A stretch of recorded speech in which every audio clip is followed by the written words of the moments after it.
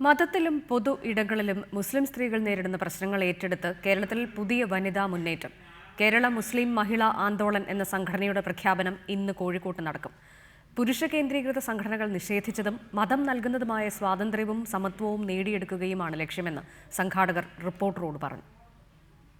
പുരുഷ കേന്ദ്രീകൃത സംഘടനകളാണ് ഇത്രയും കാലം മുസ്ലിം സ്ത്രീകളുടെ കാര്യങ്ങൾ പറഞ്ഞുകൊണ്ടിരുന്നത്. പ്രവാചകന് ശേഷം വന്ന തെറ്റായ മതവ്യാഖ്യാനങ്ങളുടെ വക്താക്കളായ ഇത്തരം സംഘടനകൾക്ക് സ്ത്രീകളുടെ പ്രശ്നങ്ങൾ മനസ്സിലാക്കാനായിട്ടില്ല.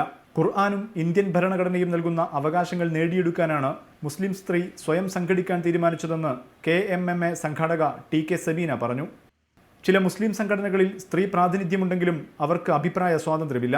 വിവാഹം, വിദ്യാഭ്യാസം തുടങ്ങി കേരളത്തിലെ മുസ്ലിം സ്ത്രീകൾ നേരിടുന്ന പ്രശ്നങ്ങൾ സംഘടന ഏറ്റെടുക്കും. ന്യൂഡൽഹി ആസ്ഥാനമായി പ്രവർത്തിക്കുന്ന ഭാരതീയ മുസ്ലിം മഹിളാ ആന്തോളന്റെ കേരള ഘടകമായാണ് സംഘടന രൂപീകരിക്കുന്നത്.